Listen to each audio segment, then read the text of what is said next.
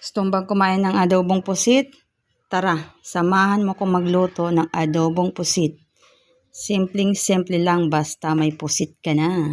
Tara. Tayo dyan sa lumang kawali. Yung kawali na yan, ay ilang taon na yan. Siyempre, lalagyan na natin yung ating luya. Mga basic lang yan tayo ay nag-aadobo ng pusit. Then, luya, bawang, maraming mantika. Baka mo natural lang yan kasi yung pusit namin gusto namin ng pinatuyong adobo. Sulit natin yung sibuyas. Sulitan na natin. Siyempre, mabilis lang yan. Hindi ko na inaantay na mag-brown yung bawang dahil mapait. Yung sili, wag na muna. Ay, lalagyan na natin yung ating adobo. Hindi yan huli namin ha. Kundi binili namin yan. Saan pa binili? Siyempre, sa palengke or saan man gusto mong bumili, okay na yan. Yung malalaki. Tinanggalan ni Mr. ng tinta or ata. Ba't daw ako nagtatagalog pag nagbablog? Siyempre, may mga followers tayong Tagalog para maintindihan nila. O, alam naman para mas batin nyo ako, kamo lang makaintindi. Ang iba, dili. O, ayan. Then, siyempre, butangan natin saan.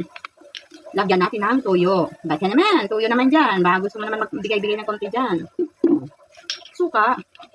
Bumabagay ng vlog, nagamadali. Pero kung anong ginahalo-haloan ay, tansya lang nga. Hindi makita talaga mga, tagalupit dyan. Siyempre, pag may tuyo, may konting asin.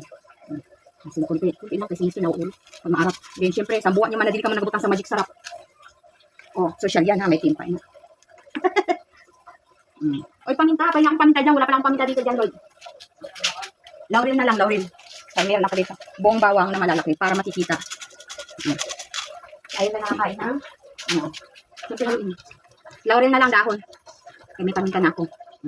Ganyan lang. Pagkatapos niyan, takpan mo muna. Yung sili, mamaya na yan. Nasabay, takip ko. Nawawala na naman. Oh, antayin natin. Magkulo, mamaya ulit. Oh, di ba? Ang bilis. Ayan na. Nailagay ko na yung siling green na hiniwa-hiwa ko.